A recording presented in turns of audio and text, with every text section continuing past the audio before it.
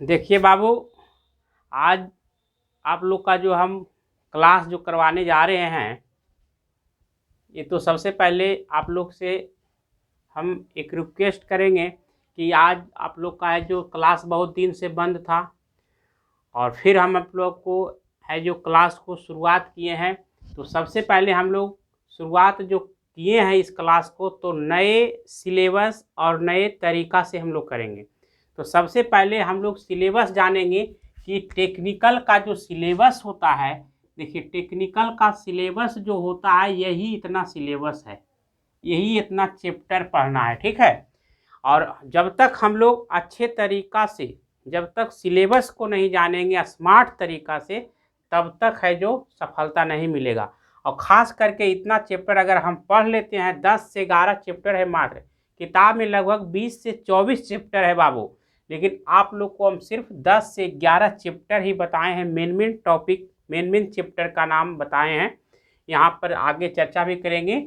और इतना में ही ITI के ऑनलाइन एग्ज़ाम, ITI के जितने भी प्रकार के ऑफलाइन एग्ज़ाम होते हैं, ITI से संबंधित किसी भी प्राइवेट या सरकारी जो भी होते हैं, गवर्नमेंट सेक्टर के जो एग्ज़ाम होते हैं, जैसे रेलवे ड्राइवर, जैसे टेक्नीशियन हो गया, जैसे बिहार बिजली बोर्ड हो गया, UPPCL हो गया, जितने भी प्रकार के टेक्निकल से संबंधित एग्ज़ाम है, आप लोग गौर देखिएगा कि यही सब क्वेश्चन है जो पूछते हैं, यही सब चैप्टर से क्वेश्चन। तो सबसे पहले आइए हम लोग देखते हैं सिलेबस क्या है, और इसके बारे में हम लोग है जो आज से लगातार है जो चैप्टर बाय चैप्टर क्वेश्चन है जो पढ़ते जाएंगे।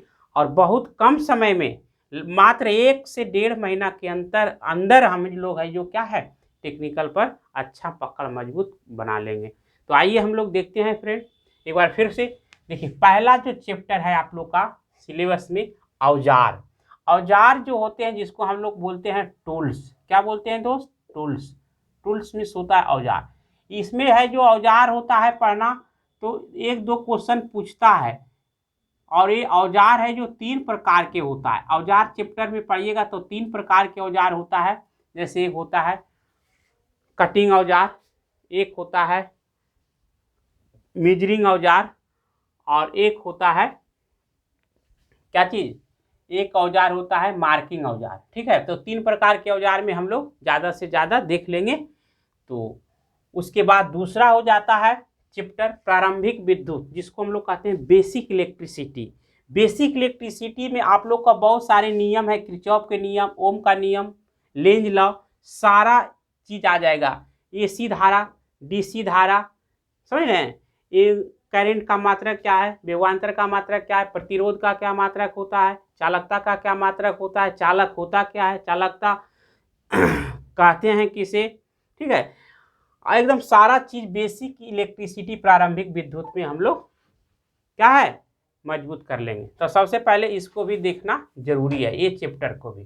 ठीक है, तीसरा चैप्टर आइए देखते हैं, चालक, अचालक और सोल्डरिंग। देखिए कंडक्टर, इंसुलेटर और सोल्डरिंग, इससे भी क्वेश्चन 1-2 क्वेश्चन पूछता है। जैसे कभी कभी क्वेश्चन पूछता है सोल्डरिंग किसका मिश्रण होता है, सोल्डर, रांगा। या पूछता है चालक किसे कहते हैं, सबसे अच्छा चालक कौन है, सबसे घटिया चालक कौन है, चालक को आरोही क्रम अवरोही क्रम में सजाएं। समझ रहे हैं, तो इससे भी क्वेश्चन आते हैं। प्रीवियस क्वेश्चन या क्वेश्चन बैंक में भी देखिएगा, इससे भी क्वेश्चन पूछे हुए। चौथा चैप्टर आइए फ्रेंड देखते हैं हम लोग, DC थ्योरी। DC थ्योरी से संबंधित हम लोग तो पढ़ेंगे ही पढ़ेंगे, लेकिन DC मोटर और DC जनरेटर से भी संबंधित क्वेश्चन, यहाँ से क्वेश्चन ज़्यादा पूछता है। DC थ्योरी से मोटर जनरेटर तो क्वेश्चन लगभग एक एग्जाम में, अगर कोई भी एग्जाम दीजिएगा तो 5-5 क्वेश्चन, 6-6 क्वेश्चन रहता है मोटर जनरेटर से। ठीक है, तो इस चैप्टर को भी बहुत बारीकी ढंग से हम लोग पढ़ेंगे कि AC मोटर किसे कहते हैं, DC मोटर किसे कहते हैं, DC जनरेटर किसे कहते हैं, DC जनरेटर में आर्मेचर क्या होता है, कम्यूटेटर क्या होता है। ठीक है, सारा चीज़ के बारे में देखेंगे, उसका क्रोड किसका बना होता है, उसका बॉडी किसका बना होता है, टर्मिनल बॉड क्या है, आई हुक क्या है, सारा चीज़ हम लोग देखेंगे। उसके बाद 5वां चैप्टर जो नाम है AC थ्योरी, यानी AC से संबंधित सारा चीज़ हम लोग देखेंगे। एवं एसी मोटर और एसी जो जनरेटर होता है उसको अल्टरनेटर बोलते हैं। ठीक है, तो एसी मोटर और एसी जनरेटर यानी अल्टरनेटर को ही जनरेटर भी बोलते हैं, एसी जनरेटर को अल्टरनेटर। और ये एसी मोटर के एक दूसरा मोटर है, एक नया चैप्टर ही कहिए, लेकिन हम लोग इसी में इंक्लूड कर दिए हैं, सिंक्रोनस मोटर। सिंक्रोनस मोटर से भी एक दो क्वेश्चन पूछता है और बहुत इंपॉर्टेंट रखता है सिंक्रोनस मोटर। सिंक्रोनस स्पीड पर चलने वाले मोटर को सिंक्रोनस मोटर मोटा मोटी हम लोग कहते हैं। लेकिन हम लोग जब डिस्कस करेंगे, क्वेश्चन पढ़ेंगे, तो वहाँ से डिटेल जानकारी हम लोग देखेंगे। सिर्फ आज हम आप लोग को ये सिलेबस बता रहे हैं और कल है हम लोग इस सिलेबस पर बारी बारी से फोकस करेंगे, क्वेश्चन पढ़ेंगे डिटेल से। ठीक है, तो क्लास है जो आप लोग रेगुलर कल से है जो मतलब देखिएगा चैनल पे रोज़ है जो हम लोग क्या है कि आप लोग को देखिए बार बार बता रहे हैं कि क्या होता है कि ऑनलाइन जो क्लास होता है उसमें क्या होता है, बोर्ड पर जो लाइट होता है ना तो चमकता है बाबू। तो हम सोचते हैं कि उसमें क्या है कि रिकॉर्डिंग करके 15 से 20 मिनट, ज़्यादा लंबा वीडियो नहीं खींचेंगे, 15 से 20 हार्डली 25 मिनट का वीडियो अच्छा से पढ़ा देंगे, उसको रिकॉर्डिंग करके यूट्यूब पर लोड कर देंगे, आप लोग का नोटिफिकेशन जाएगा, आप लोग देख लीजिएगा। और जैसे आप लोग सहमति हैं अगर इस पर, तो ऐसा ही हम रोज़ एक वीडियो डालेंगे। ठीक है, और उसको देख लीजिएगा, 15 से ज़्यादा नहीं, 20 मिनट 25 मिनट का होगा, बहुत अच्छा और दिखेगा सबसे पहले बढ़िया। लेकिन ऑनलाइन में हम लोग क्या देखते हैं कि यहाँ बोर्ड पर आते हैं तो चमकता है, फिर घसकते हैं तो ठीक दिखता है। तो ऐसे में क्या होता है कि बहुत से लोग नहीं देख पाते हैं कि तो सही नहीं दिखता है, लेकिन ऐसे आप लोग को बहुत अच्छा दिख रहा होगा, हमें उम्मीद है। और आप लोग कमेंट करके बताइएगा सर ठीक है, ऐसा ही रोज़ वीडियो डालिए, क्या दिक्कत है, लाइव के ही जैसा तो होगा, कि दिक्कत है, कोई दिक्कत नहीं। ठीक है, छठा चैप्टर है रासायनिक क्रिया, इसको हम लोग कहते हैं केमिकल रिएक्शन एवं केमिकल सेल। सेल में देखिए दो प्रकार के सेल होता है, एक प्राथमिक सेल और दूसरा रासायनिक सेल होता है, जिसको हम लोग प्राथमिक सेल और द्वितीयक सेल भी कहते हैं। और रासायनिक क्रिया से संबंधित हम लोग पढ़ेंगे। रासायनिक क्रिया में है जैसे H2SO4 क्या है, KMnO2 क्या है, Pb3O4 क्या है, NH4Cl क्या है, सारा चीज़ हम लोग रासायनिक क्रिया क्या है, इलेक्ट्रोड क्या है, इलेक्ट्रोलाइट क्या है, एनोड क्या है, कैथोड क्या है, आयन क्या है, आयनीकरण क्या है। ठीक है, तो ये सारी चीज़ हम लोग देखेंगे। इससे भी बराबर क्वेश्चन 2 गो 4 गो क्वेश्चन पूछता है। जैसे शुष्क सेल का एनोड किसका बना होता है, लेखलांची सेल का क्या काम होता है, लेखलांची सेल में इलेक्ट्रोलाइट के रूप में क्या चीज़ प्रयोग होता है, सारा चीज़ पूछता है। या पूछता है शुष्क सेल का EMF कितना होता है, मरकरी सेल किसे कहते हैं, लेड एसिड सेल में है जो किस धातु का प्रयोग होता है, क्वेश्चन पूछता है। इसलिए ये भी चैप्टर बहुत इंपॉर्टेंट रखता है बाबू।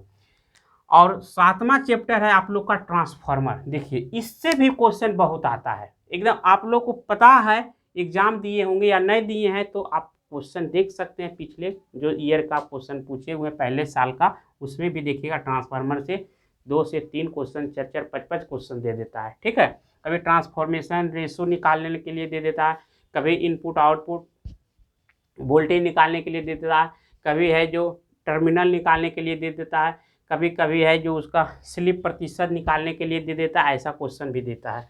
कभी कभी उसके पार्ट से संबंधित क्वेश्चन पूछे जाते हैं कि ट्रांसफार्मर का कोर, ट्रांसफार्मर किस सिद्धांत पर काम करता है, ट्रांसफार्मर कौन धारा पर काम करता है, ट्रांसफार्मर में बकोल रिले क्या होता है, ठीक है, सिलिका जेल क्या होता है, ये सारा क्वेश्चन पूछता है। 8वां चैप्टर है वैद्युतिक मापक यंत्र तथा घरेलू वैद्युतिक उपकरण। देखिए एक क्वेश्चन पर ज़्यादा फोकस देना, ये भी क्वेश्चन ज़्यादा पूछता है। वैद्युतिक मापक यंत्र मतलब जैसे वोल्ट मीटर, आमीटर, ठीक है, ओडोमीटर, ऑसिलोस्कोप, ये सब है जो ओम मीटर, ये सब मैगर, ये सब वैद्युतिक मापक यंत्र है। और घरेलू वैद्युतिक उपकरण में हो गया जैसे छोटा छोटा उपकरण, जैसे AC fan, DC fan, motor, refrigerator, cooler, पंखा, टीवी, इलेक्ट्रॉनिक सामान, घरेलू वैद्युतिक उपकरण। ठीक है, इससे भी क्वेश्चन पूछे जाते हैं। अगला है वाइंडिंग। वाइंडिंग से भी 2 क्वेश्चन पूछते हैं, 2 से 3 क्वेश्चन पूछते हैं। बास्केट वाइंडिंग क्या है, लैब वाइंडिंग क्या है, वेव वाइंडिंग क्या है, ठीक है, ये सब वाइंडिंग से क्वेश्चन पूछा जाता है, इसलिए इसको भी देखना जरूरी है। 10वां चैप्टर का नाम है, देखिए बाबू, घरेलू वायरिंग। वायरिंग जो हम लोग वायरिंग करते हैं ना, बार बार कहता है ना कि घरेलू लाइट है जो किस क्रम में जलते हैं, समानांतर में, श्रेणी में। सड़क के किनारे जो बत्ती होती है समानांतर की श्रेणी में जलाए जाते हैं। या आप लोग जानते होंगे कि समानांतर में विद्युत धारा बहने का कितने मार्ग होते हैं, श्रेणी में कितने मार्ग होते हैं। या घरेलू वायरिंग में क्लीट वायरिंग क्या होता है, स्कीप वायरिंग क्या होता है, केसिंग केपिंग वायरिंग क्या होता है, अंडरग्राउंड वायरिंग क्या होता है। ठीक है, ये सब सी क्वेश्चन भी आप लोग को पूछता है। उसके बाद लास्ट चैप्टर है बाबू, ये भी बहुत इंपॉर्टेंट चैप्टर है जो कि ध्यान में रखिएगा, बेसिक इलेक्ट्रॉनिक्स। बेसिक इलेक्ट्रॉनिक्स से भी क्वेश्चन बहुत पूछे जाते हैं, जैसे डायोड, पेंटोड, ट्रायोड। ठीक है, ये सारा क्वेश्चन, रेक्टिफायर, ये सारा क्वेश्चन को बेसिक इलेक्ट्रॉनिक्स में आता है। बाइनरी सिस्टम बेसिक इलेक्ट्रॉनिक्स के अंतर्गत आता है। ठीक है, तो ये भी क्वेश्चन आप लोग को, बहुत क्वेश्चन इस चैप्टर से पूछे जाते हैं। तो आज आप लोग है जो ये वीडियो देखने के बाद जो सिलेबस से संबंधित था, तो आप लोग लाइक कमेंट करके बताएंगे ठीक है सर कि आप ऐसा ही पढ़ाइए, और आप लोग को रोज़ पढ़ाएंगे। यूट्यूब पर आप लोग को रोज़ हम वीडियो डाल देंगे, रिकॉर्डेड वीडियो रहेगा। अगर आप कहिएगा तो ऑनलाइन भी पढ़ाएंगे, लेकिन ऑनलाइन में क्या होता है बाबू, हम इतना दिन से पढ़ा रहे हैं, लगभग 2-3 महीना से हम पढ़ा रहे हैं ऑनलाइन। तो क्या देखते हैं कि बोर्ड कर जाते हैं, चमकता है, क्योंकि बाबू देखिए हमारे पास उतना भी संसाधन है ही नहीं।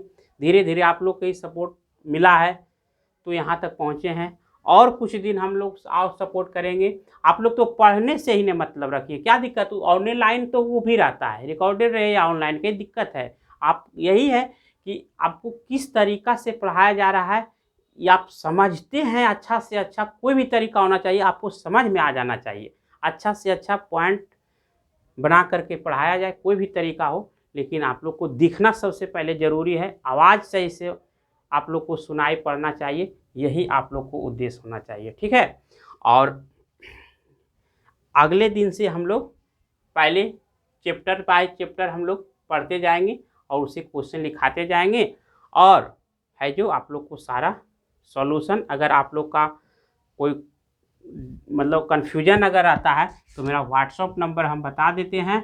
एक कुछ आप लोग है जो व्हाट्सअप भी कर सकते हैं, या आप लोग मैसेज करके बताइए, या कॉल भी करके आप पूछ सकते हैं सर कि हम टेक्निकल में ये चीज़ का तैयारी कर रहे हैं, कौन सा बुक पढ़ें। आपको सारा हम बताएंगे जो कि बहुत काफ़ी हेल्पफुल होगा। अभी कुछ दिन पहले NVS का रिजल्ट आया था, 1-1.5 महीना पहले, उसका 10 तारीख से शायद ORL है, पूछताछ है, प्रैक्टिकल नॉलेज, उसका भी हम इंटरव्यू या प्रैक्टिकल की तैयारी कैसे करना है, व्यवहारिक क्वेश्चन कैसे पूछे जाते हैं, उसका भी हम आप लोग को बताएंगे। ठीक है, तो आप लोग जुड़े रहिए और बने रहिए, और अधिक से अधिक वीडियो को शेयर कीजिए, जिससे कि और बहुत से आपके साथ साथ दूसरों लोगों को है जो भी लाभ पहुँचे। और जो भी चैनल पर, ये तो देखिए बाबू आप लोग को पता होगा कि मगध टेक्निकल क्लास आज का नहीं, लगभग साल भर से भी ऊपर हो गया है, इसका पुराना चैनल है, लेकिन कुछ परेशानी, दिक्कत, समस्या के कारण कुछ है जो बीच बीच में डिस्टर्ब हुआ है क्लास, लेकिन हम जहाँ तक होगा हम आप लोग को काफ़ी कोऑपरेट करेंगे, और ऐसा ही है हम आप लोग को पढ़ाने का प्रयास करेंगे रेगुलर।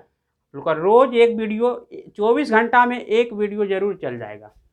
ठीक है, रोज़ एक वीडियो आप लोग को अपलोड होगा, देखिएगा, और अधिक से अधिक आपको ये 2-3 क्लास करके देखिए ना, आपको पता चलेगा कि नहीं सर ऐसा ही पढ़ाइए, आप लोग को और अच्छा लगेगा, क्योंकि दिखेगा, आवाज़ अच्छा से रहेगा तो पढ़ने में मज़ा लगेगा। और नहीं दिखता है, चमकता है, तो क्या होता है, लड़का छोड़ देता है, नहीं पढ़ता है।